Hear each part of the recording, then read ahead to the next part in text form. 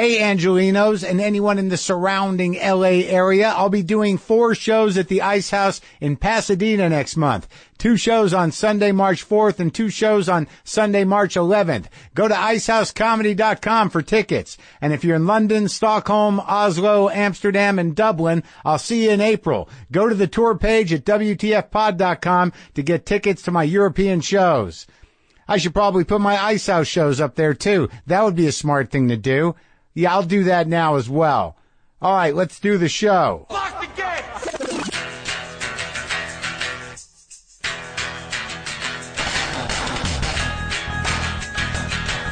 All right, let's do this. How are you, what the fuckers, what the fuck buddies, what the fucksters, what's happening? I'm Marc Maron. This is my podcast. Big day today. Big fan of the guy who's on today. Tracy Letts is here. He's a playwright and actor. You might know him from the most recent film, Lady Bird. He plays Molly Shannon's husband on that show, Divorce. He was in The Post. Letts is here. He wrote Bug. He wrote Killer Joe. He wrote August, Osage County. I love the way he acts. I feel like I know the guy, and it was great to have him in here to talk to him. It was nice. It was fun. It was familiar. It's weird when I get it in my mind that I know somebody. I act like I know him, and then either it takes or it doesn't. That's my style. If I think I know you, I'll try to impose that on you. and I did that. I did that with Letts to some success, I must say. I feel like we're close. I feel like we're friends. I feel like we could hang out. I feel like we could talk more. I also feel like I'll never see him again. Maybe I'll see him at an award show, which I did see him at an award show. I saw him at the Critics Award show, and then I talk about my problem with approaching people at award shows, and it yields something at the end. So there's a tease for you. Something went down. You know what I'm saying? Do you? How about an email? I got stories. I got things. I got comedy to do in a few hours. New York Moment subject line. Hi, Mark. Just wanted to let you know I love the show. Like a lot of people our age, I'm 53. I've dealt with a lot of demons, ups and downs in my life, drinking too much and gambling on sport and in the biggest casino, the stock market. On an upward arc now. Saved marriage, curbed the boozing, stopped the gambling, and working out on a regular basis. This leads me to my WTF moment. I'm working out, getting my sweat on at the local Equinox when this big dude asks to work in with me on a machine. I'm about 40 minutes into the workout and your interview with Ta-Nehisi Coates, which I'm really enjoying. I look up and there he is standing in front of me working his set of reps. I blurted out, "You're Ta-Nehisi and you are talking to Marc Maron right now on my phone in the garage in LA.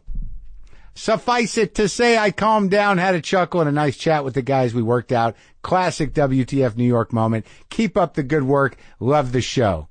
Well, that's fun, man. Good for you, Matt. I'm glad you got to meet that guy. He's a good guy. Oh, there was another email here that I thought was pretty funny. It was actually really ridiculous and funny. Where would that be? Where would that email be? Oh, here it is. Here it is. Mr. Groover. Mr. Groover is the subject line. I woke up early this morning and decided to finish listening to your interview of Laurie Kilmartin. At some point, you all began talking about Tim Robbins, and several times you both mentioned his role in Mr. Groover, which was directed by Clint Eastwood. I'd never heard of this role or this movie, so I did what I often do while listening to your podcast. I began to Google it. I finally gave up when I couldn't find any movie with Tim Robbins or Clint Eastwood with the name or character Mr. Groover. My husband and I have often discussed how when we listen to your podcast, we find ourselves going down rabbit holes looking up stuff on the internet. So when he woke up, I told him about my frustration in searching for Mr. Groover and coming up with nothing. I finally said the only movie I could find with Tim Robbins and Clint Eastwood was Mystic River. He looked at me like I was crazy and said, "Don't you think that's what they were saying?" It took me a minute, but it ends up that Mystic River sounds a lot like Mr. Groover when you say them out loud. I felt pretty stupid, but was glad to have the mystery solved, and we had a good little chuckle over it. I thought you would too. We both love your podcast. Thanks for providing us hours of meaningful entertainment and for sending us down many rabbit holes. Peace, Lisa. Mr. Groover. Okay. Audiobooks are great for helping you be a better you, whether you want to feel healthier, get motivated, or learn something new. And with an unmatched selection of audiobooks, original audio shows, news, comedy, and more, Audible has all the audio content you need to start your year on the right foot. Here, I haven't done this in a while. Let's do a search on Audible. Let's search for, hey, Tracy Letts. That ought to work. Doing a search for Tracy Letts, my guest today. Oh, there you go. August Osage County, narrated by Tara Lynn Barr, Kimberly Guerrero. I guess this is a radio play of it. Yeah, at the LA Theater Works production, huh? The Conquest of the South Pole. What does that have to do? Oh, Tracy's one of the narrators. All right. The point is, you can find something for whatever you're interested in, and you can listen anywhere, anytime. Whether it's on your phone, through your car, from a tablet, or at home on an Amazon Echo, you can get through tons of books while doing almost nothing. And Audible even lets you switch seamlessly between devices, picking up exactly where you left off. Start a 30-day trial, and your first audiobook is free. Go to audible.com/WTF or text WTF to 500-500. That's audible.com/WTF or text WTF 500-500 for a 30-day trial and free first audiobook. Do it up with audiobooks. All right? Dig it. I've been trying to get exercise. I'm trying to work off the craft services that I indulged on in the last couple of weeks of Glow, where I didn't give a fuck anymore. So I've been wanting to exercise. I've been wanting to run. My chest has been a little tight. The air has been a little shitty. But there are some hikes nearby to where I live now. I didn't really know the hikes, but I went up to the place where they are. I went up to the park, and I lit out on one of these hikes, and I thought I was going in the right area. This happened fucking twice. 2 different areas. Like, I went up one hill, and then I'm like, I remember this being the hike, and I just hit this sort of strange dead end. And then I went up another area, and I went up there, and then I found myself in a wooded zone going up a steeper than seemed right incline with not any new footprints around. And as I went up, I smelled the stench of rotting flesh. I swear to God, I smelled death up there.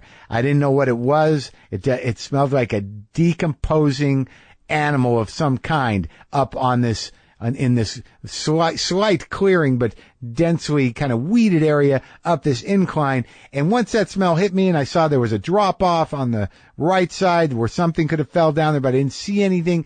But it was that moment where the panic overtook me. You can't even walk outside now. You can't, I guess you can, but I was by myself. I was in a new place, a new park. There was no one else on the trail, and I smelled rotting flesh. And it could have been a person, but did my curiosity take me up there? Did I say, if that's a dead person up there that could be missing for a while, maybe I should go up there, check it out, and report it if that's the case? Did I do that? No, I did not. I made the assumption it was probably an animal. If it was a dead body, I couldn't help that dead body. And if it was an animal, I didn't want to be next, but to be taken down by whatever killed that one. So without even doing any exploration, I ran down the hill in a panic, and then that panic spread, and I didn't know if I was going to get just jumped by a mountain lion or just the guy with the knife in the bushes. There was the sort of broad mountain lion guy in the bushes with a knife panic that one gets on a hike. I turned my music off, and I'm just scrambling down this hill, and something must have clicked my music on in my pocket, because Elvis Costello's Beyond Belief just started out of nowhere, and I screamed out loud. Like, I don't want to say a little girl, because I don't want to be negative about little girls. I screamed out loud like a man who screams like you would think a woman might. Is that diplomatic enough? And then I realized it was a song, and then I turned the song off, and then I just caught my breath, put the shuffle on, and then Shine a Light by Spiritualized came on as I walked in to the setting sun out of the hike. So it had a happy ending, an uplifting ending, as a matter of fact, though there was a lot of shame involved in the hike itself. So that was an experience. And then I went to another new experience. I wanted to see if I could get fish for my cats. My cats have been enjoying these freeze-dried minnows that I bought at the pet store for too much money. And I thought, can't I just get that at some sort of Asian supermarket in bulk? Don't they have freeze-dried fish, minnows, that the Asians use in their meals. And I've seen that, I think. I've seen that in Chinatown. I know there's this place called the seafood market, I think. It's right over here in Eagle Rock. I believe it's a Filipino market. But I went in there, and you just have that experience. They just had tons of fish, man. All kinds of whole fish, fish heads. They had oysters and clams. They had things in tanks.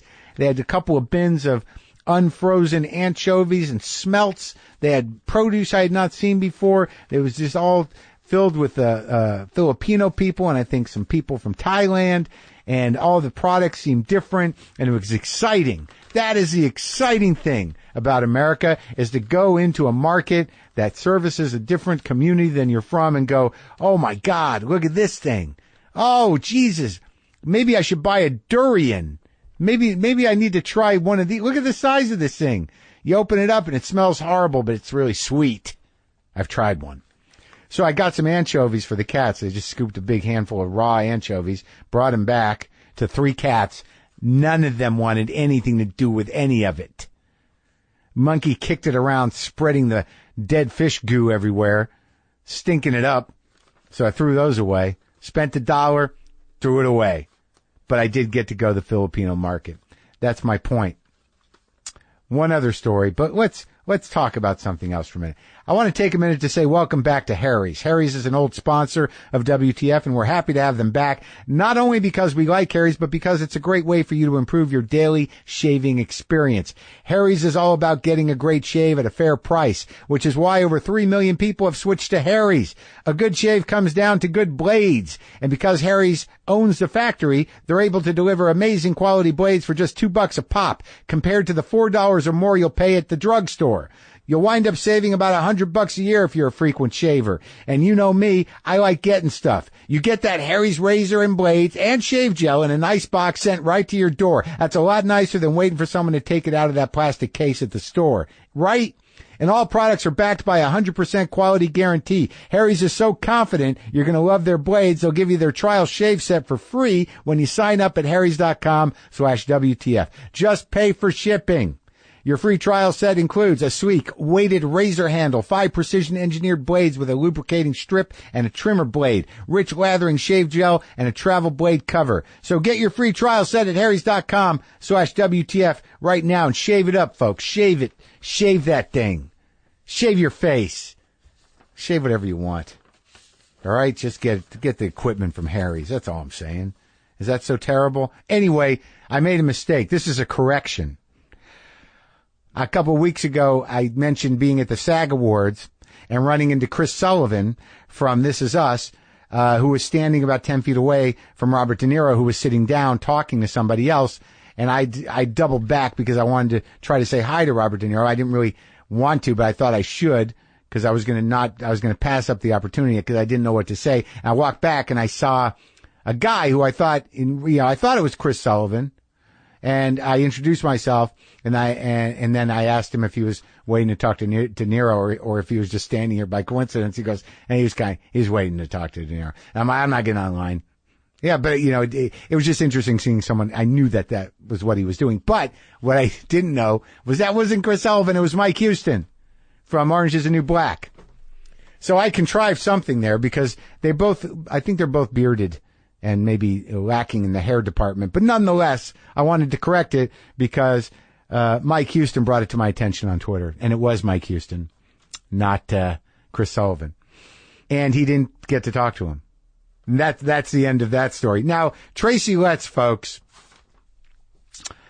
he's in Lady Bird and The Post, both of which are in theaters now. He's also a playwright, many plays. He's been in many movies, and we'll talk about that. But we also talk about talking to people, or me talking to people at award shows. And that goes somewhere.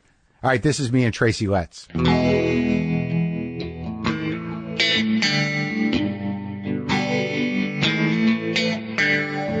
How you doing, Tracy? Good, Mark. How are you? Are you adjusting? Yeah, sure. Sure. Where's all your staff? There's no staff. What were you led to believe? Did you just show up blindly? You had no idea what you were getting into? I knew that you ran a podcast out of your home in Highland Park?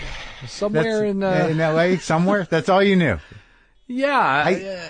I usually have a guy, but there's no necessity for the guy because to be honest with you, I never know who's coming with who, and there's no place to put people. So I used to have a guy just to make sure that people didn't start going through my stuff. So in the house, but there's nothing in the house anymore. So I see. Yeah, so it's just me. The garage remains intact because I haven't moved yet. I don't know if it's nostalgia or I'm just not willing to let go. But this is the original place. This is your gig. Yeah. I'm sorry. Now I'm hurt that none of the people that who have been in here have called you and said, "Oh, Tracy, you gotta go over to Mark's house." Nobody's done that. In fact, it kind of goes the opposite direction. I go, why hasn't Mark had me on? He's had all my friends on. Did you say that? Yeah, sure. I tried to get you on a long time ago. But I'm a fan of yours. It goes back. I like what you do. I feel like I know you. I don't know why that is. Well, you're one of those people. We're roughly the same age. We are. We've had a long, slow, steady climb. Yeah, I think you've got a Pulitzer, so there's a big difference in our success rate. I'm hosting a podcast out of my garage, and you have a Pulitzer. Yeah, but you're on like 3 television shows, and but you're in movies. I mean, I'm not going to do this with you, because you won that one. We took different directions. Yeah, we did. But we're not on geographical level. We grew up I grew up in New Mexico. So part of my state, I think, hits the tip of your state, Oklahoma. Yeah. Isn't the Panhandle? Doesn't that hit the corner of New Mexico? Maybe. See, that's Western Oklahoma. That's not my.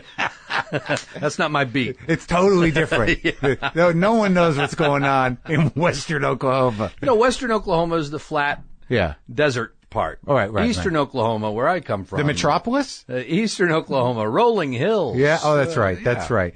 So you did grow up there. The whole. Yeah, I was born in Tulsa and grew up in Durant, Oklahoma, a small town in southeastern Oklahoma. So now my sense of Oklahoma is not great. Yeah. And I get that. Yeah. And I don't know what yours is, but I mean, how did you avoid the pitfalls of Oklahoma? Well, I didn't avoid them. I left. That's how I avoided them. I left. But, the truth is that my folks were academics. My folks were English teachers, and I grew up around English teachers and cultured English folks. Departments. And, yeah, absolutely. They were teachers at the school? They taught at a small state college in southeastern Oklahoma called Southeastern Oklahoma State University. That's where they taught. But growing up, my dad was still pursuing his academic career, so we spent a couple of years in Champaign as he was getting his Illinois advanced degree. Yeah. He let's see, where else? Cape Girardeau, Missouri. He taught at Southeast Missouri State for a couple of years, and a year in Copenhagen. He was a Fulbright scholar. How old were you when you were in Copenhagen? Just born. Oh, so no recollection. Yeah, no imprint. The folks who were from Oklahoma were getting a little culture themselves. Yeah. Are both your parents from Oklahoma? Yeah, they both were. Yeah. Wow. I just associate it with cowboys and genocide. Yeah. Well, the roots of the state, there are actually great progressive roots in Oklahoma. Good. Woody Guthrie's from Oklahoma. Right. Will Rogers is from Oklahoma. Sure. I mean, yeah. There's. I know. I'm being poorly judgmental. It's the wrong thing. I've been to Oklahoma City. I know Wayne Coyne, who is the lead singer of the Flaming Lips. Sure. He's sort of a fixture there.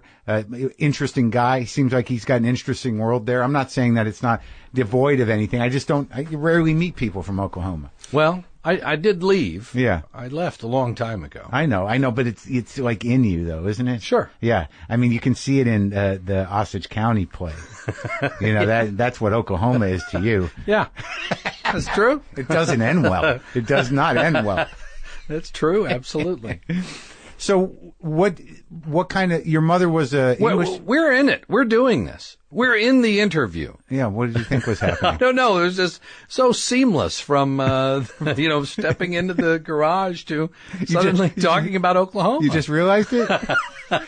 That's why I'm known for it. I'm known for this. That's You've why been doing this a long time, haven't you? Yeah. Damn, you're a pro. I had the thing running and everything. Turned it on earlier. We're going. But well, obviously it had a lot to do with your parents. Like if you had grown up, in a rodeo town, it would have been a different life for you. But that was not what happened. The folks were, they were readers. Yeah. The house was filled with books and. But your mom was a writer, right? She was. Both the folks had second careers after teaching school. My mom was a writer and pursuing that for a long time while she was still teaching school. And then she got a book published, and then Oprah picked it up for her book club. Life changer. And it was a life changer. Mom She's best-selling author. Retired from teaching school. My dad took early retirement and followed me into acting. I had taken up acting at that point. He'd always been amateur actor in community theater and college theater, but he started pursuing it professionally in his 50s and made about 40 films and TV shows. Worked quite a bit. Really? Yeah. You cast him, right? I did eventually, but I mean, he had already had quite a career by that point. I mean, these are stuff you would know, like Cast Away. Yeah. I know you only think of Tom Hanks on the island, but no, he was on the plane. He's in the. There's a scene like a Christmas dinner, Thanksgiving dinner or something. He's the patriarch at the head of the table. In Cast really? Away. Yeah, he did. He played a lot of sheriffs. After Tom Hanks comes home, or maybe even before he goes. Oh, like really? the last time he sees Helen Hunt. So wait, so your dad's out here in Hollywood? Well, they've both passed away. Both folks have passed away. But Dad, he was doing, they were making a lot of movies and TV shows in Texas at the time. So he would drive down to Austin and Dallas and Houston. He'd drive all over the place to go to these auditions and book jobs. He did it. Yeah, he did. He became like a 2 or 3 line character actor. He did, or even sometimes a little more than that. Yeah? Oh, he was really good. Yeah. I mean, I wouldn't have put him in Osage if he wasn't really good. He was in the really original good. cast of that. Yeah. Yeah. And was he in the film too? He's not in the film. That was Sam Shepard played his part? That's correct. Sam Shepard. You like Sam Shepard? Sure. Yeah. All right. So we'll get back to Shepard because I felt like there was I try to figure out like when I was in college or when I was watching plays and thinking about writing plays and being in plays myself. I think we might have had the same trajectory had I not taken the easier route and just being funny for people. Like had I had the confidence to stand up, that's a real easy route. Yeah, but it's very impulsive. You have a lot of control. It's very immediate, and you don't have to do much work if you do it right. Right. But to write a play, you got to believe that. I thought we weren't going to compare like this, Mark. No, we're not. No, I've already admitted. we have both staggered blindly from one gig to the next. For our entire adult life. Right, and we're both nominated for SAG Awards. I'll meet you there. I did it. I got a nomination. I did. Are you nominated for a SAG Award? Yeah. You're there tomorrow night. I am. What are you nominated for? For my, I'm best male in a comedy for Glow. Fantastic. Yeah. That's fantastic. It came to me late. The acting thing, it just, it was always there, but it was never. That's great. But. Are you going to win? I don't think so. I find that hard to believe that this late in the game. You think you've got a chance? Because if you didn't think you had a chance, your answer would have been no fucking way. Am I going to win that award? Well, I'm trying to be transparent here. My ego would like to think I could win, but I don't know if I can win. I'm up against the Will and Grace guy and Larry David and write a speech. Yeah. Yeah. Why don't we do it together? Do you have to thank, do you thank your agents for everything? I thought maybe I'd just thank the writers and my co-stars and talk about I'm happy I bought a suit. Acknowledge the other nominees. Oh, yeah, good one. Yeah, I'll write that down. Hey, you got to write it though. These people who get up and say, I didn't think I could win, so I didn't write anything. It's like, well, you put on the fucking suit, right? You stood in the line with everybody. Yeah, you sat at the table. Yeah, you should. You really didn't think there was a possibility. Throw a couple things together. Have you written something? No, because we're nominated for ensemble, so I wouldn't be the one talking. I'm nominated for that too, for Glow. Nice. Yeah. But we're in different categories, right? We won't be. Oh, yeah, because yours is TV. Oh, okay. Yeah, fine. You had to find a way. Just shut me down. All right. We were on the same level there for a minute. And now I'm on television. I've seen you on television. You like television. I'm on TV too, sure. But let's get back to my original point, which was you're doing the noble, literate, creative pursuit. You're a playwright. Yeah, no, it wasn't like that. I went to Chicago. How old? 20 years old. And now, what had you done before then, acting wise? I had gone to Dallas for a couple of years with my little headshot and resume, trying to get work. Did someone misdirect you? Did you?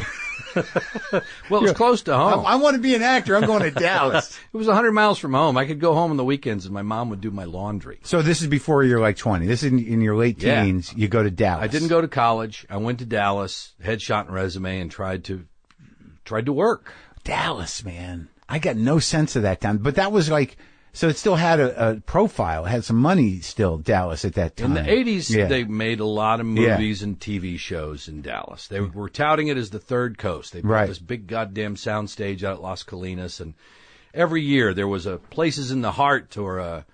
Right. They must have given a tax break. Tender Mercies. Every year, kind of stuff was rolling out of Dallas. What a great movie that is. Yeah, there was some great stuff happening there. So I went there, but, I didn't work. I couldn't get arrested. I worked in the theater a little bit, Fringe Theater in Dallas. Like, what? Really? Fringe Theater in Dallas? Yeah. Like Black Box Theater? Doing what? Doing Beckett? When You Coming Back, Red Rider by Mark Maron. And The Glass Menagerie at Mesquite Community Theater. Ooh. How was that production? It's all right. Yeah. But you had no training at that time? No, you didn't? No, not You just winging it? Pretty much. I mean, I had done a year, when I was a senior in high school, we could take classes at the college where my folks taught. So I did that, did some shows. Right. But yeah, pretty much winging it. So Dallas no show business dreams didn't pan out in Dallas? No, and girlfriend of mine moved to Chicago, and I didn't take the cue, so I followed her up to Chicago. That's always what. I'm sure it's what she wanted. I'm sure she was thrilled. Like, oh, Tracy. Strange, we're no longer together, but I followed her up to Chicago. You're the guy that stalked her. I knew that guy. That's what she'll be saying at the award show when she's watching it on TV. That's that guy. Do you know her still? I know who she is, but we don't keep in touch. Not since the restraining order? So I went to Chicago. I fell in love with the city. I fell in love with the theater scene in Chicago. I'd never seen anything like it. How did it start? Because I just talked to Lori. It's sort of been a mystery to me how Steppenwolf started. This mythic place of anger and creativity, and and then when I heard that you were kind of part of that, I'm like, well, that makes sense. He's a furious man that writes dark things. And, but I never got the whole history that they were just kids, but you were a little later, I think. I'm later. Right? They're all those kids are about 10 years older than me. So when you get there, do you seek that out? Or are you just like, I'm in Chicago. Was it like, do I go to Second City and watch the clowns, or do I go watch the serious shit? That's right. It's running around auditioning for different theaters. There's a great theater culture there. There's a great live show culture. Oh, my God. Yeah, there's 200 storefront theaters, and they're all doing great, interesting work, and they're all doing it for the right reasons. Yeah. Nobody's doing it to get famous. So this is the late 80s? Yeah. Vital. Still vital. And the first show I did in Chicago was The Glass Menagerie. Again. You already knew the lines. Same part? Same part. Oh, lucky you. And at Steppenwolf. I did it at Steppenwolf. That was part of their, the shows for high school kids. Oh, so you were like 19, 20? I was early 20s, yeah. So you went in for the young people auditions? Or pretty much. Yeah. Crashed the young people auditions. And who was directing it? Anybody famous? Francis Guinan. Yeah. A very good actor who was in August Osage County, the original cast. He was directing it, and he cast me in the show. And that began your relationship with Steppenwolf? Yeah. Though, that was 88. Yeah. And they didn't add me to the company till 2002. So there's a long... Well, they really made you work for it. About as long as they made anybody ever work for it. Yeah. Really? Yeah. So what do you do? So how are you persisting then? So you get cast at 20 in the Tennessee Williams play at Steppenwolf. So you're like, I'm in. And then what happens? Then I'm not in. And so I have to go work other places. And I worked, again, Chicago's a great theater town. And I was meeting a lot of people, working up at the Next Theater in Evanston, which is where I met Michael Shannon. When he was 16 and I was 25. We became friends. Yeah. He was he was that young? I can't remember. He was he was kind of intense and aggravated about things when I talked to him. I think he probably told me. That doesn't sound like mine. I know. It's crazy, right? I was totally surprised by it. I had thought he'd be chipper when he came over.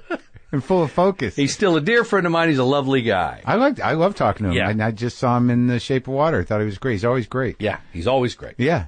And I saw him in your movie. I watched that because I talked to Friedkin in here, but we're not there yet. Okay. I want to know.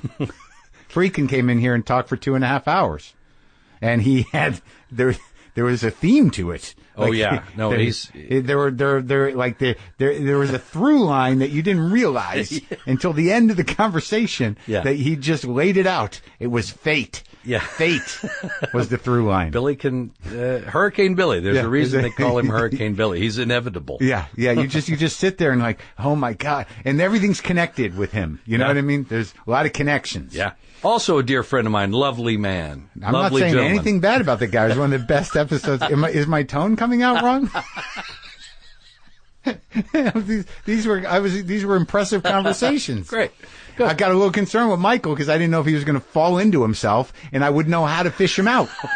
But I kept him out here. Well, I met him when he was 16 and I was 25. He played my son, even though there's 9 years difference. In what? I've always looked a little older. A couple of one acts called Fun and Nobody by Howard Corder. Yeah. At the Next Lab Theater. And who was involved in that? Anybody who came out of that? Was that a theater company? The Next was a company in Evanston for a long, long time. Yeah. And the Next Lab was the brainchild of a guy named Dexter Bullard, a great theater director in Chicago. It was basically a classroom that he painted black, seated about 40 people. Yeah. There was a lot of really good work that happened in that space. Mike and I did Fun and Nobody, and then that's where Killer Joe started. How did that start? Like, well, I found myself with some downtime as an actor in Chicago, and I and wrote you're 22? 26. 26. Yeah. So this is like years after the Glass Menagerie. Yeah, a few and years you've been after. kicking around. Yeah. And you meet Shannon. And kindred spirits. This guy seems to have a chip on his shoulder. Me too. Yeah. All that's true. Yeah. So I wrote this play, this kind of horror noir play, and we put it up at the Next Lab, 40-seat house. Yeah. And it was did really well. It did very well. Yeah. There was an intensity to it. That's for sure. Yeah. But what inspired that? I mean, why that story? Were you experimenting, or was it coming from like I thought about like do you remember the movie Joe with Peter Boyle? Sure. It's a horrifying movie. Yeah. But your thing, the layers of it, it's pretty relentless and pretty awful. Yeah. In a good way. You ever seen it in the theater? I have not. See, it's different. It's Well, different I want to experience see it. I see the can't. play. I didn't. Was it out here? It was. Yeah, it played out here. When? Oh, well, I don't know. A few years ago. Look, I saw Osage in New York with Estelle Parsons. Does that mean anything? It means a lot. All right. It has nothing to do with whether or not you saw Killer Joe. I want to see a high school production of Killer Joe. It's it had a certain intensity, and was that the first play you wrote? Yeah. And what? Now you just sat down and did it. You had done enough plays that you sort of knew what needed to be. You know what? You just winged it. I don't know. I had an idea for a story. I read a story in the newspaper. I was like, oh, this might make an interesting play. I wonder if you could tell a story like this on stage. Yeah. Chicago, we were known for pushing the envelope. Yeah, smash mouth. Yeah. In your face, whatever the hell cliche you want to use. Sure. We were known for that stuff, so it was written in that mold. Yeah, the sort of Malkovich fury that hung over Chicago. I was a troubled, angry What were you person. pissed off about? I can't even answer the question. Really? I don't know. Yeah. Because I thought you would be angrier, and then like You mean now? Why? But we get old. Oh, no. I'm very old now. 52. Yeah. I'm 54. Yeah. And I was angrier when I was younger too. Sure. Like really bad. Yeah. Like, yelling at people. Isn't it silly? Yeah, it is silly in retrospect. Yeah. I was all worked up about a lot of things that don't matter anymore. Yeah. And like I can track a lot of the anger, but a lot of it I don't know how, valid it is or what, if it's really, there's any way to empathize with my entitled anger. Yeah. Do you find that you were angry about like real shit? You don't know? I don't know. I was drunk, I got sober about 3 weeks after Killer Joe premiered. Forever? Yeah. Really? So you were fucked up. Yeah. And you did it the old school way? Yeah. Oh, yeah. Still? Yeah. Good for you. Yeah. Me too. 18 years. 24 years. All right. See, there we go again. Maybe we were on the same thing. Similar track. Similar. Yeah. It's got a jump on me on that one. I had a little more experimenting to do, as they say in the racket. So, all right. So you got sober. But whoa, man, how do you, like, it always amazes me when people like hit the wall in their 20s. Yeah. You just knew? You're like, oh, this can't go. Yeah. I was, hurting a lot of people, hurting myself. And, right. Just got to a point where, thank God, Yeah. Did you used to smoke too? Hell yeah. Right? Yeah. Yeah. You did it all. Marlboro Reds? Yeah, I smoked Marlboro Reds, among other things. All out. Yeah, sure. And Chicago's a fucking meat and drinking town. Yes, it is. It's just like everywhere. You just walk down the street and there should be signs that say, cancer available here. Heart disease. Come on in. It's true. End your life in here. Yeah. But I love that place, so I grew to like Chicago. Yeah, it's a great city. So you sobered up, and then how did that go? Did you did you adjust to it? It took a while, right? Yeah, it's a process. Yeah, process. I'm still in, right? After some fashion. Sure. The obsession is no longer with you, right. but whatever you were hiding. Whatever that thing is that makes you become that person to begin with, right? Yeah, You're still that person. Yeah, it's awful. Itchy soul. Aggravated. So what happens with Killer Joe? Well, everybody in town panned it except for Richard Christensen in the Chicago Tribune, who championed it, so it became a big fat hit. Wow. And And you moved it to a bigger place? We didn't immediately move it to a bigger place. We ran there for about 8 months, and then we raised the money to take the show to the Edinburgh Festival in Fringe Scotland. Fest? Yes. Oh, you did that. I did that once. I'll never do it again. We took it to the Traverse Theater, the Fringe Fest, and, man. Killed? Yeah, it just killed. And from there, it went to the Bush Theater in London, which is a great pub theater in London. And from there, it went to the West End and played in the West End for 4 months. Well, they love American stuff, and that is so brutally fucking bloodily American. Yeah. They must have been like, this is what it's like. They loved it. And the timing of it, there in the early 90s, mid-90s when it hit, the timing was really good. Who originated the role? In the original production, Michael Shannon, Paul Dillon, a very fine actor, played Killer Joe.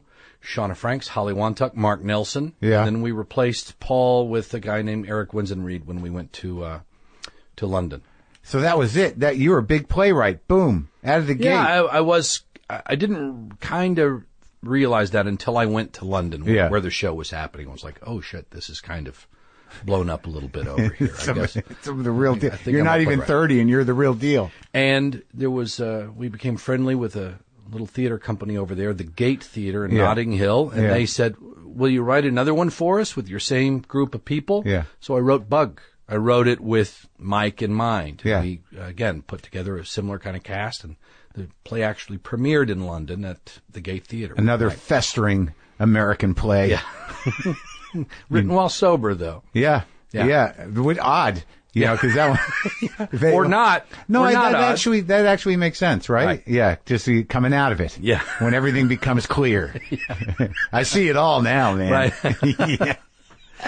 Yeah. So I was continuing to work in theater in Chicago, and Steppenwolf came calling around this time, and they put me in a play called Picasso at the Lapin Agile by Steve Martin, which was a big hit for us, and we brought it to Los Angeles. For Steppenwolf. Yeah, and ran at what is now the Geffen Playhouse. Ran there for a year. So, but they didn't let you in the company yet. You got 2 hit plays. You're an established playwright. You're like 30 years old. You're sober. And they're like, you want to do a part in the Clowns play? Yeah. Yeah. Yeah, that's exactly right. And who was running fucking Steppenwolf at that time? And I'm not trying to bait you into getting retroactively aggravated for them making you wait. I'm not actually aggravated about it. I know. Or why would you be? I might have been then, but I don't recall it. Oh, that's good. Yeah. See, that's age. That's age helping you out. Yeah. I'm not cursed with these things you people call memories. Yeah, they're the worst. It's fun when they leave. I lived in several different cities. When people walk up to me, they're like, "Hey, Mark." I'm like, "What time frame? Which city? Give me an era, if you could. And did I do anything bad?" Yeah. What did I do to you? Yeah, right. Yeah, that's always a good question. So, all right. So you do the Picasso play. Is that a good play? That's a lot of fun. Yeah. Yeah. You were a fun guy now that you're sober? I don't know about that. Yeah. But, it was a good gig. I got to, join the union. I went equity with that show. Oh, you came out here? Came out here and joined the union and had my first real experience in Los Angeles. What happened that time? Not much. No? No. Did you go, did you get an agent out here or any of that stuff? Yeah, I went and I did a home improvement. See, now there's the question. Now, what happened that day? Like, here you are, West End, right. 2 plays, Steppenwolf, you're a respected literary man, and you're like, you go meet an agent, and they're like, "Hey, we got a thing we're going to send you out on the thing. Let's see what happens." Yeah, going on home improvement. Yeah, and you're like, and I did it. Of course you did it.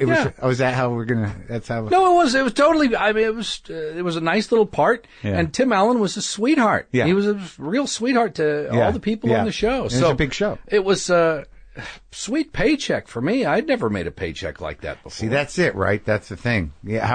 You did, you had how many, full character arc or just I had one nice scene. I had one nice scene playing a kind of eccentric character with his wife. Uh-huh. With, I can't remember her name. And that got you into the union and, everything. Yeah, all that kind of stuff.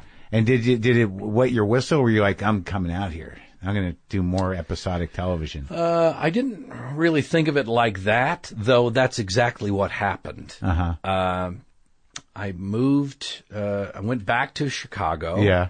And did some more plays in Chicago, and then me and my girlfriend in Chicago moved out here in 97, in the fall of 97. And I did 4 years in Los Angeles, from 97 to 2001. So you did a few plays acting in Chicago. You moved out with your girlfriend, who did not become your wife. Or no? She passed away. Oh, sorry. It's all right. She passed away about 4 months after we moved out here. Oh, my God. Yeah. What happened? She had a congenital heart condition. She had a stroke. 32 years old. We were both 32. That's horrible. Yes, it was. It is. Coming up on the 20-year anniversary of that, I'm very conscious of that anniversary. Yeah. Of her death? Yeah. Hell yeah. Oh, my God. So you had to deal with that. Yeah. And I stayed. I stayed in Los Angeles. I came out here. We lived out here for 4 months. Yeah. She died. And then I don't know. I just didn't, like, going back to Chicago didn't make sense to me. So I stayed. Did you have friends out here? Yeah. I had quite a few friends from Chicago who had moved out here. Oh, okay. Yeah, because like this can be a very lonely, isolating place. It's lonely and isolating even when you have friends out here. Yeah. So you're dealing with this shock and grief and mortality thing? Yeah. Oh my God. So I come out here and I did, more of that stuff. I did a Seinfeld episode. I'm in the Festivus episode of Seinfeld, right? I did Profiler. Yeah. I did, the District. You're working.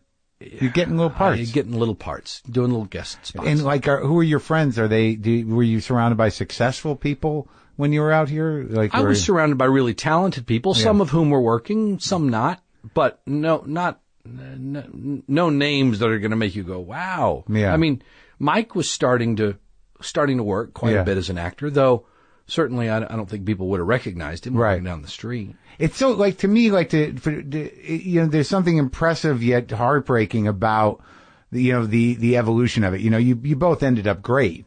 But to think of you and Michael Shannon, people who do very, specific and amazing work, kind of like hitting the fucking, the streets to go do little bit parts.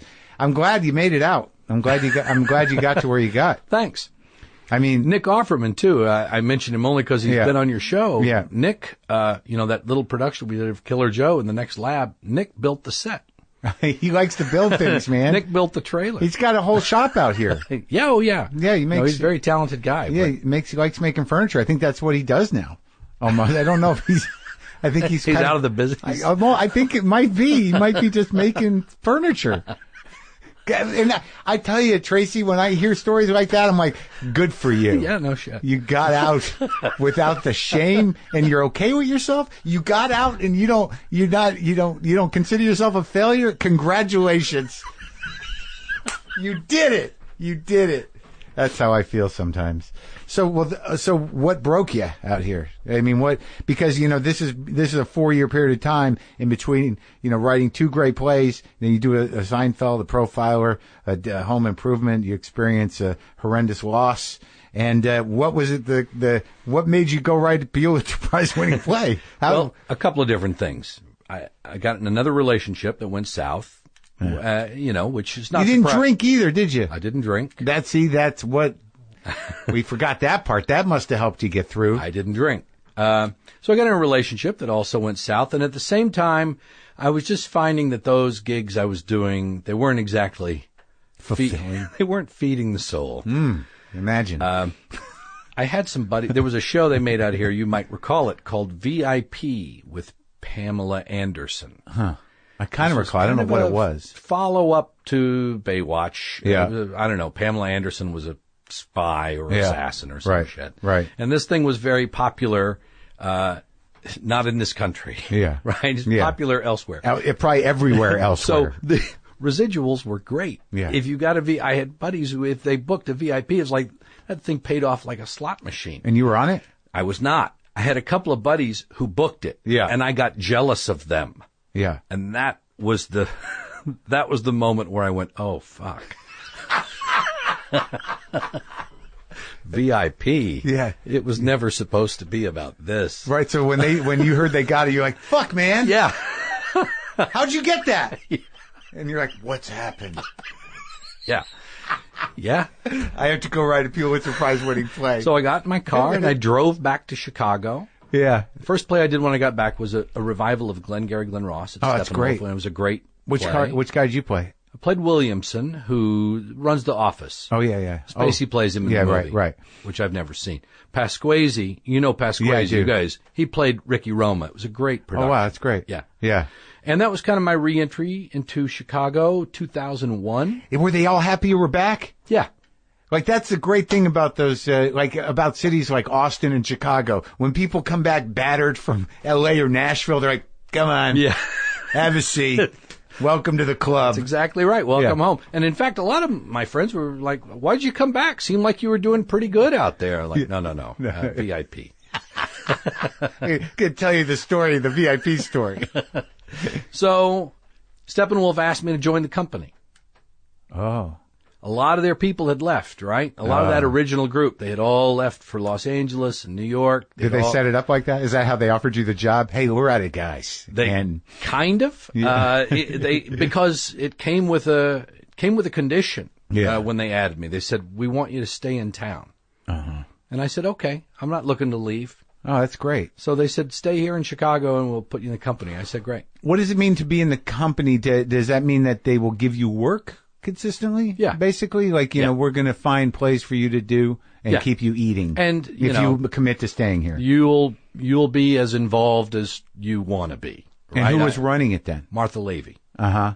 The late Martha Levy passed away last year. Oh. Was this after they moved to the bigger space, obviously? Yeah. Now, did you ever start a theater troupe? Did you ever start a group? Yeah, I started a couple of groups. What were they? Small, short-lived. A little company called Point Theater Company in Chicago, and also a little improv group. I didn't start it. I was part of an improv group there called Bang Bang with Michael Shannon and Paul Dillon and a lot of other people. Yeah. Chicago people. Yeah. Was it? I think that wasn't Amy Pates in that? Amy Peets. Peets, yeah. Yeah. Yeah, she was on an episode of my show. She did a lot of work out here. She did. Yeah, she's very good. She did an episode of Maron. However, she's great. Yeah, she is. All right, so those didn't stick, obviously. You did, right. But it was an improv. So what kind of improv? Like comedy improv? We were, well, I suppose, yeah, though we were all people from the theater. We were trying to bring some of our theater stuff into the world of improvisation. But not like comedy. Second City. Oh, really? Yeah. So you're like, improvs would be derailed with crying and violence? Yes. Yes, that's a pretty good description. That's how we're going to do comedy? I can say that certainly some of the worst and some of the best things I've ever seen in a theater took place while doing Bang Bang. But improv's pretty freeing, though. It's got to be helpful. I mean, you're learning how to act through all this, too. You're winging it. Yeah. You weren't ever given any real guidance, were you? Right. And then when I went back in 2001, Dave and TJ started up. You know, David Pasquesi and TJ Jagodowski. They started their 2-man improv show. Some of the best improv I've ever seen. The best improv I've ever seen in my life. And then occasionally they would ask me to come and sit in with them. And it was great. For an improv jam? Yeah, for they'd just get bored. Right. They'd be like, we're bored. Can you come? And you like improving? I love it with those guys because they're so fucking good. Yeah. It's like you can't fuck it up. Yeah, yeah. I could only fuck it up so bad. Right. But it amazes me sort of like because when I talked to Lori about Steppenwolf, none of them had there was no guru on, like all those improvisers in Chicago had Del Close around. Right. Right. But like with Steppenwolf, and it seems with you that, you sort of found your way into the acting gig. Yeah. It wasn't like there was no guru, there was no Buddha, there was no, this is how you do it. Right. That's kind of fascinating. Does that fascinate you, or do you think you cheated? Cheated? No, I mean, no, in the sense that, like, there's a real racket in training. You know what I mean? That usually, whether it's a teacher or somebody that, gave you some tips. Oh, I think training probably would have given me so many shortcuts that I had to take the long way around to figure out, I don't knock training just because I didn't have it. Right. Yeah. But no, there was no guru necessarily. Right. I mean, what there were a lot of great actors around me, and we were all challenging each other. Right. Everybody was challenging each other to up your game. And yes. That was true of Chicago then. It's true of Chicago now. It's the second time I've heard it. It's like that. That's what it was. Yeah. It's like, what do you got? Yeah. Let's go. That's right. And so now you're a member of Steppenwolf. I knew Del, by the way. You did. He stepped into Picasso at the Le Panagile for a while. I got a chance to do the show with Del for a while. Yeah. Pick his brain about, some What'd of the you old learn? stories Anything? and stuff. No, he was just a lot of fun. Yeah. I have no sense of him. I had to learn about that whole scene. Like, I come from the stand-up history. So, like, through this show and through, because there's been a big shift in comedy and show business, out of stand-up centric shows to sort of like, sketch performers, and Chicago kind of, overtook New York in terms of its importance in modern comedy history. Interesting. Well, it was always sort of there, with SNL and the Lampoon people, but whatever. But I didn't know much about it. And this Del Close, he was a real Buddha, that guy. Yeah, he really was. So you're in Steppenwolf now. So you're working, you're in Chicago. And so now, not drinking. As a playwright, I'd had 2 shows. Yeah. And I wrote a 3rd show, Man from Nebraska, it was called. And so suddenly I had a little bigger. What was that one about? I don't know that play. Man from Nebraska is a play about a middle-aged guy from Nebraska who wakes up. He's an insurance salesman, kind of a boring guy who wakes up in the middle of the night and realizes he doesn't believe in God. And starts a kind of. Leaves home and looks for himself a little bit. That's what it was about. And it was 2003, and it was a finalist for the Pulitzer Prize. Wow. They tell you that, huh? Yeah, you know what? They don't tell you before you lose it. Right. They call you and they say, congratulations, you lost. Yeah. It was close, man. It was close. I didn't even know I was up for. Yeah. Who won that year? I know this. I Am My Own Wife. Uh-huh. Yeah. Who wrote that? Doug Wright. Uh-huh. Very gifted playwright from Dallas, Texas. Wow. Yeah. So you were like, I should have stayed in Dallas. I knew I shouldn't have left Dallas. And then, so I was doing 2 or 3 shows a year in Chicago. Acting. I mean, Mark, when I left Los Angeles and went back to Chicago, I really took a vow of poverty, right? I knew what I had left in Chicago. You can't make any money in Chicago. Yeah. And so I knew I was going back to act in the theater. I knew I was giving up on, that big VIP money. Mm-hmm. But and that stature. But it was just like I was so much happier. I had been so much happier in Chicago doing plays. Oh, this than I was out in Los Angeles. Yes, this is a soul-crushing dump, just a fucking soul-crushing spiritual garbage hole. This is what anyone. Well, that's one way to to say it. Look, if you don't have to stay here, Jesus, get out. So just filled with people rationalizing that why family with where all the kids are chained up. Is that near here? It's right across the street. Didn't you see that house? I knew those kids. I knew there was something wrong. It's weird. You know what I mean? Did you read that the pets were really well fed? All the dogs were really well fed. Yeah, I think it's time for a new play. You got It's too upsetting. That's too upsetting. Have you seen Killer Joe?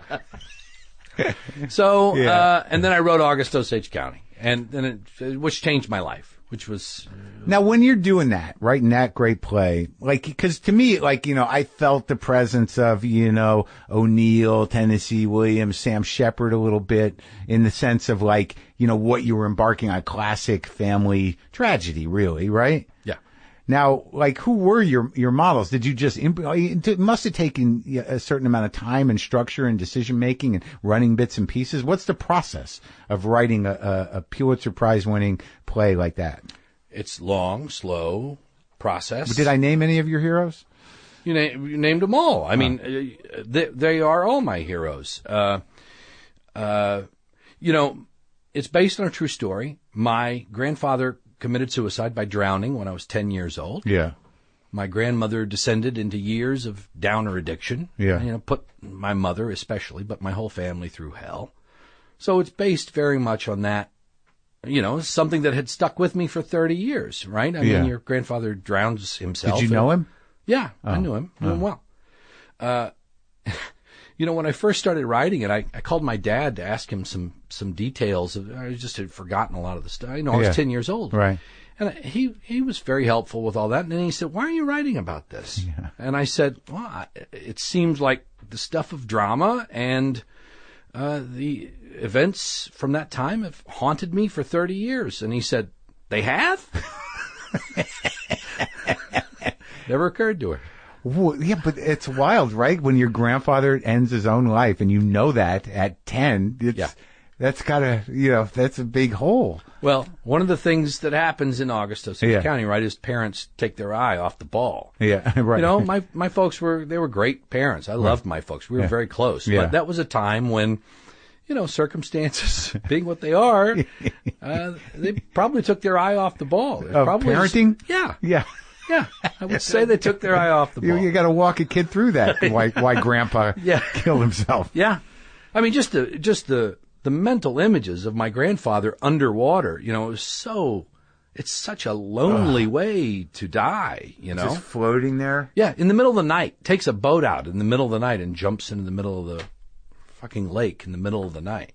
But with no weights on him or nothing. Yeah, just chooses not to swim. I don't know. Wow. Yeah. That's commitment. Yeah. And now, is the emotional elements and relationship dynamics, are they sort of true to life from that play? So, some of it's created, some of it's borrowed, some of it's from real life. Mm-hmm. And, the process of putting all that together is long, slow, painstaking, kind of boring, actually. I mean, boring to describe.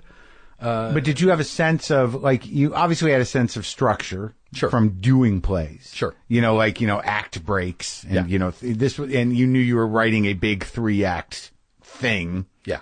With a lot of heaviness. Well, I had the story. Yeah. And then the question becomes, what's the right container for that story? Yeah. It's like, the big American family drama is the right container for that story, right? Going back to O'Neill and Tennessee Williams. Yeah. And, buried child, kind of. All that stuff. Yeah, the dad stuff. All that stuff. And, there are little reflections of those plays throughout August Osage County and other stuff, too. Right.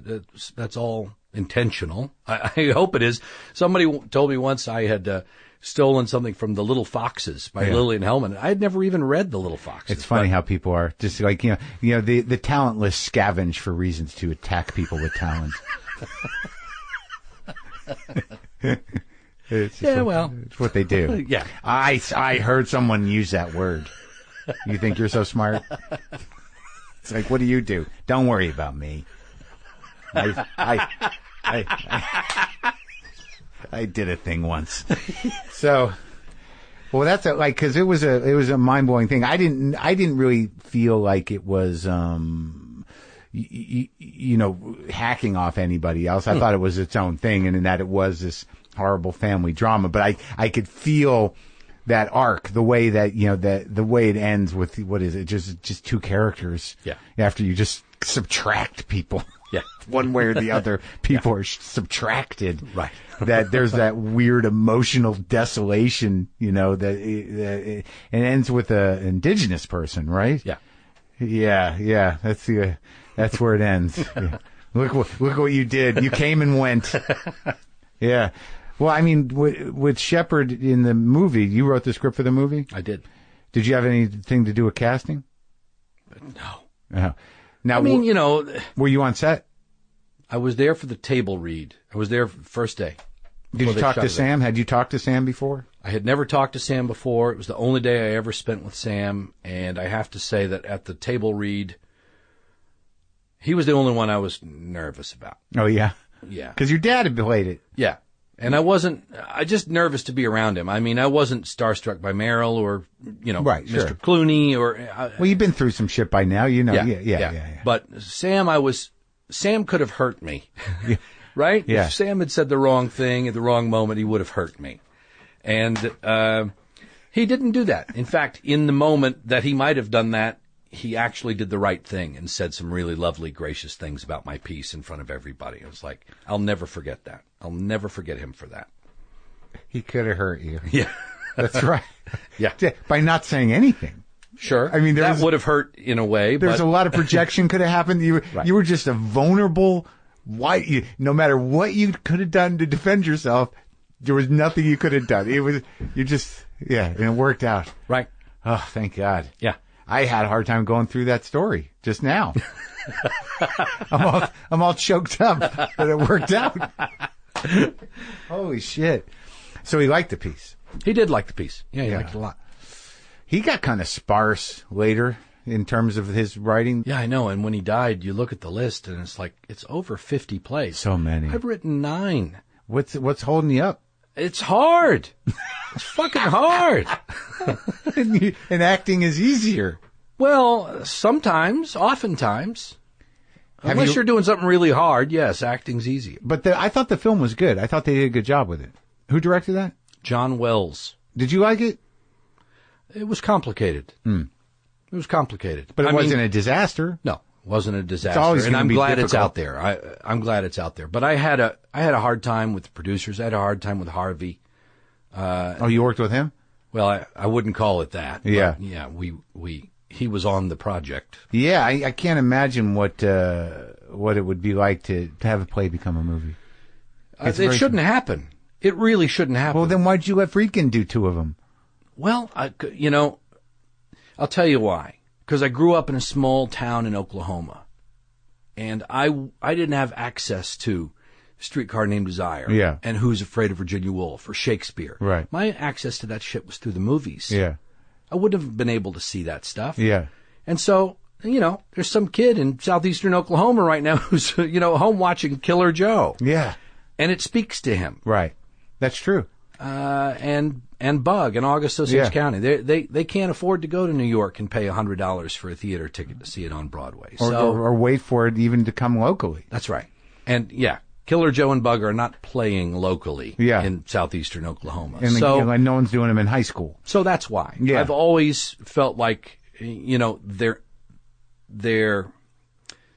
not the same experience. Right. When I say it's complicated, that for me is really the right. That's why it's complicated, because I don't think films should be made out of plays. Or they can't do what theater does. No. But I thought that Friedkin knew that. I think he respected it, and I think he tried to do something. They're William Friedkin movies. Yeah.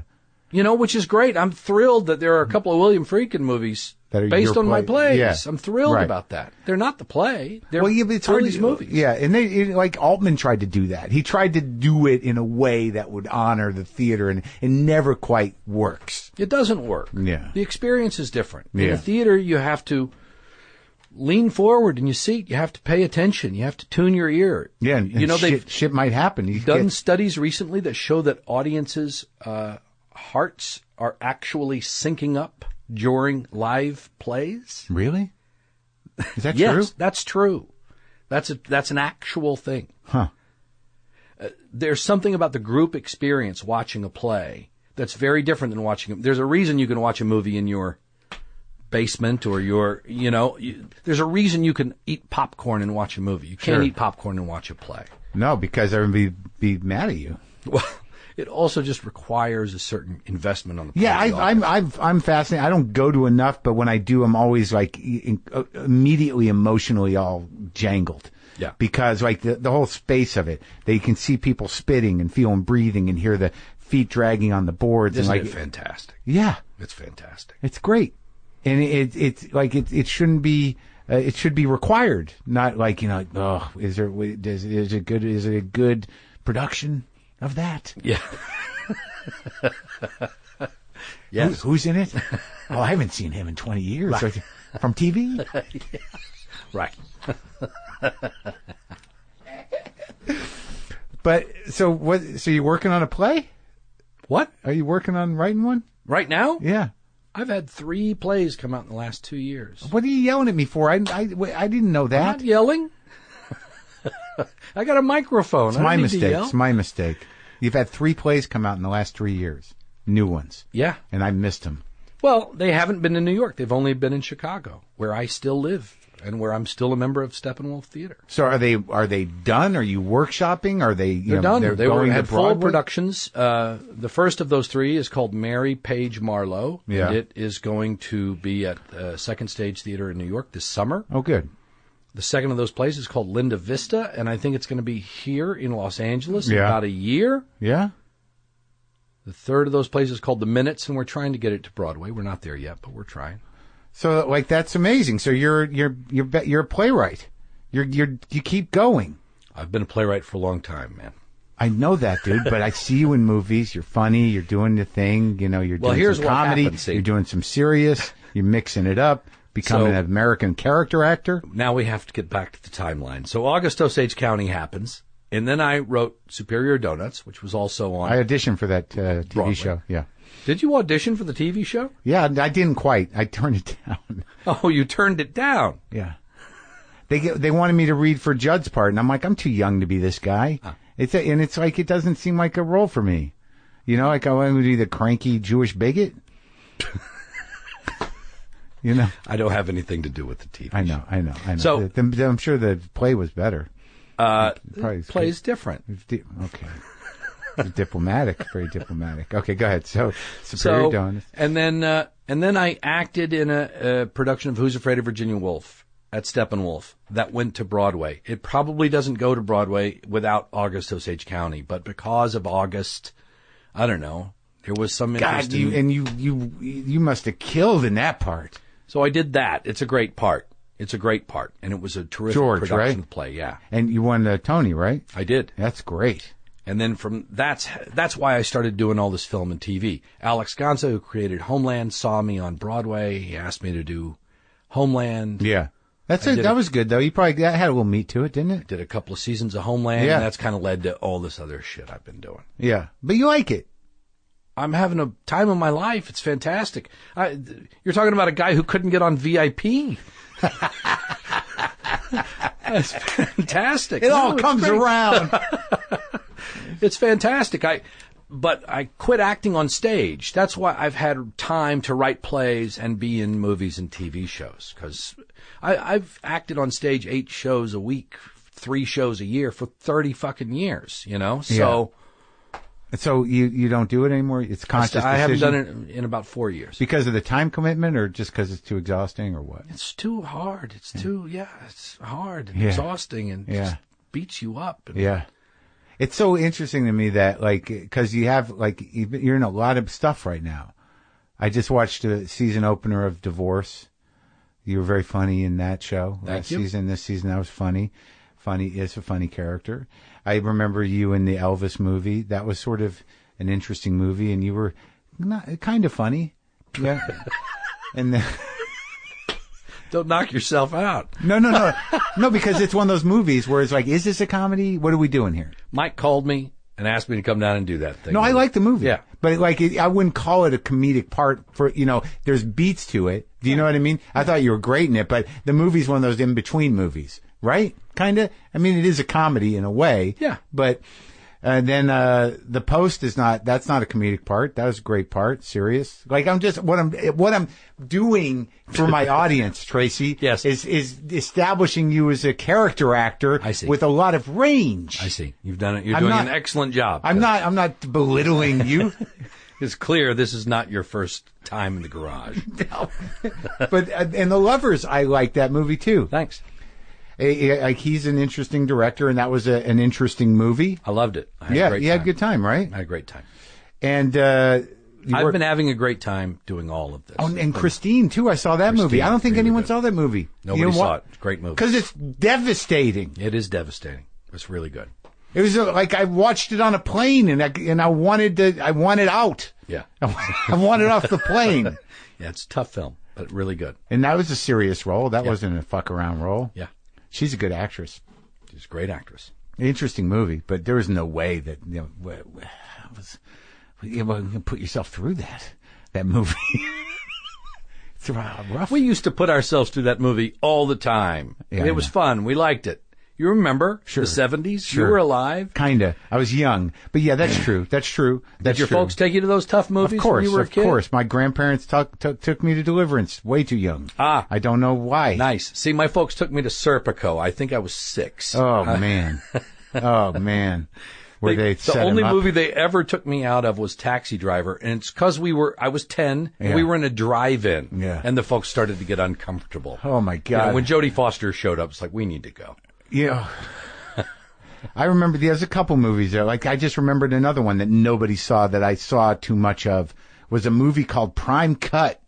It was like a Gene Hackman movie. Lee Marvin, Sissy Spacek. Yes. Fantastic. Yeah. And I just remember when I was a kid, when they brought the package of sausages over and said that was so-and-so. And I like that stuck with me. And the naked women in the pens. Oh yeah, right. Yeah, they were in a stockade. It was a crazy movie. I don't even know what tough film. I don't even remember what it was about. Well, it's about Lee Marvin. He's a gangster. But he's competing slaughterhouses or something weird. Like the meat business. It was about America, baby. Yeah, that's what it was about. Right. It all comes back to that. This is where Killer Joe comes from. Prime Cut. I didn't think anyone remembered that movie. Oh, sure. When was the last time you saw that movie? Not that long ago. Really? Yeah. Why? I think I showed it to my wife. I think she hadn't seen it. I was like, oh, you got to see this. Oh, my God. I own it. I own a copy of Prime Cut. Oh, yeah. I got to watch it again. You own a copy on what, Blu-ray? They didn't put that on Blu-ray. Yeah, or something. VHS, something. It's on a disc, maybe. You digitized it. That's how much you like that movie. I had a Betamax tape, and I didn't want to lose it. So, but I get, and also in obviously Lady Bird, which is I think probably why you're here on some level. This is part of that junket? I thought you said you've been trying to get me on here for years. I have. And now you say that I'm on here. Why are you here? Why are you in Los Angeles? Wait, why? I'm here for the SAG Awards tomorrow night. For what? Best ensemble for Lady Bird. Oh, okay. So, are you yelling at me again? I've been trying. What, you want me to come to Chicago and sit at a sausage place and talk to you? Great city. I'd love it.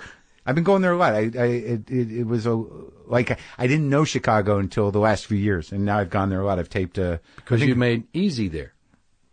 Yeah, a little before that too. I taped a comedy special there at the Virgil. Is that it? The Vic. The Vic. Yeah, the Vic. Yeah. I've been going, but yeah, I taped Easy. Yeah. Easy. Yeah, and now I got to know it a little. You were great in that thing too. Thank you very much. Appreciate it. I like doing that. The improv thing. That first season, I haven't seen the second season. That first season of Easy did such a nice job of capturing our city, I felt. He loves it, Swanberg. Do you know him? I don't know him. I know who he is. You should reach out to him. I don't know him personally. He's a good guy. You should do one of his movies. He just gets a guy and he'll follow you around with a camera. And you wouldn't even know you're making a movie. And then he'll call you a couple hours. I don't know that I want that to happen. It's time. It's time.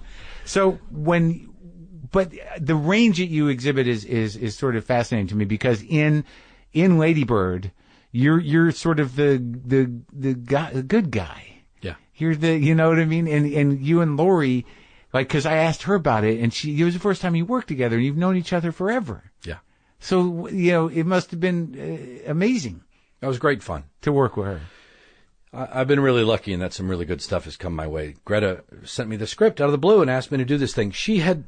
We did a movie together called Wiener Dog, a Todd Solondz movie. Right, it was the one I didn't see. And we're in different vignettes, so we didn't work together on the film. I met her at the premiere at Sundance. Yeah. And at the party, which was a terrible party, my wife and I chatted with Greta for 15 or 20 minutes, and that's when she realized I was an old softie. That's why she sent me the script. She's like, "Oh, you're an old. I thought you were a hard ass from TV. You're an old softie." So she called and asked me to do that thing. It was just, and that's, man, I would sign up for that gig every day. Are you kidding? To have Greta and Lori and Saoirse running the show, and I'm just sitting in the next room reading the newspaper. I'm happy. That's the way it should be. I love the movie, and I liked all you people that were in it. Thanks. Though we're going to lose that award tomorrow night. Why? I think 3 Billboards is going to win it. Yeah, well, it's interesting. What does an ensemble mean? How often do you all have to be engaging together? I don't know. Yeah, like 3 Billboards is an interesting movie. It's a bit of an abstraction. Yeah. Where your movie is not. Yeah. So I don't know. I wonder. Are you worried about it? Not really. No. What was I going to say? Now, as an actor, what do you find? Give me some pointers. Why do you look shocked? I mean, like, what is your craft based on? Do you just show up and you make choices based on the script? Yeah. And that's it. I put on the clothes and I pretend to be the guy. And I don't know how to do it any other way. And then occasionally you go like, am I doing the guy right? Yeah. Is this the guy? Yeah. Or occasionally they come up and they go, that's not quite the guy. I say, you tell me what it is. Yeah, because you just tell me and I be a little more aggravated. I was doing an episode of Homeland and Carrie, my wife, was visiting the set. Yeah. And I said, I'm glad you're here because I want to experiment, because I hadn't worked on camera that much, little piecey things over the years. And I said, I want to try an experiment. I said, do me a favor and watch me on the monitor. Yeah. And so I did a take where I, acted. Yeah. And then the next take, I intentionally didn't do I was just like sucked all the feeling out of my body, just like this person without salt in their body, and did the scene. And when it was over, I said, which was better? And she said, the second one was better.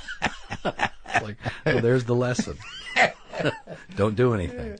So what is it like being married to another actor? Fantastic. How long's that been? 4+ years. Oh, wow. And you appreciate each other's work. Yeah. And like, have you worked together a lot? We did Who's Afraid of Virginia Woolf together. She played your wife? No. She played the younger? Yes. Uh-huh.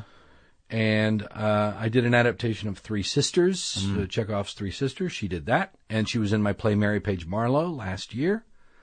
And then we just did The Post. So we've worked together a few times. How was it being on the Spielberg set? Scary. Yeah. I was scared. Yeah. Yeah. Intimidating. Yeah. Things move fast, right? There's Meryl and there's Tom and there's, Steven behind the camera. Yeah. It's like, I make a Jaws joke, and I was like, shit, Jesus, I was 10 when Jaws came out, that's... Life changer. Yeah. It's like, shit, I grew up watching these movies. That's right. We're about the same age. I think that Jaws, had a fairly traumatic effect on me. Fucked me up forever. Right. I can't swim at night. Sharks don't actually want to eat you. It's taken me a long time to realize that. Especially not in pools. I mean, I wouldn't even go in a fucking pool right now. It's just not going to go in the water, dude. It's nighttime. You're right, especially in pools. Well, shit, man. This is great talking to you. Same here. Are you going to parties tonight? Fuck no. Do you think the food's going to be better than the Critics' Choice? Because I saw you at Critics' Choice, and I was going to say something, but I realized I didn't know. The food is not going to be any worse than at the Critics' Choice. Whew. inedible. But it was funny because I did see you, and I'm like, that's Tracy Letts. I should go over there and do what? Like, what am I going to do? Well, you couldn't get out of your seat once the thing started because you don't know when your category is coming up. You can't get over to somebody else. Yes. My category wasn't even on the televised part. It was before. I had the Ladybird table to the side of me, and I had the Post table over there somewhere. Right. So I sat at the Fargo table because my wife was up for Fargo, so that seemed to be the right. Right, nice. Right, yeah, diplomatic way to go with it. Yeah, But we were doing double-digit losing, double-fisted losing. Everybody's losing. Yeah, everybody. Yeah. If you weren't with Big Little Lies, or Shape of Water, you were losing. Yeah, or the Marvelous Miss Maisel. Yeah, going down. But all right, well, good luck tomorrow night. Thanks. Maybe I'll see you over there, and we'll probably be at tables where we can't. We'll say hello. Because here's the weird thing with me is like I think a lot of people. They don't register, like, if you don't really know this show or whatever, what we're doing here, I'm just a guy, like, I went to some guy's garage, apparently it's a popular thing. And, like, I think, like, people don't know.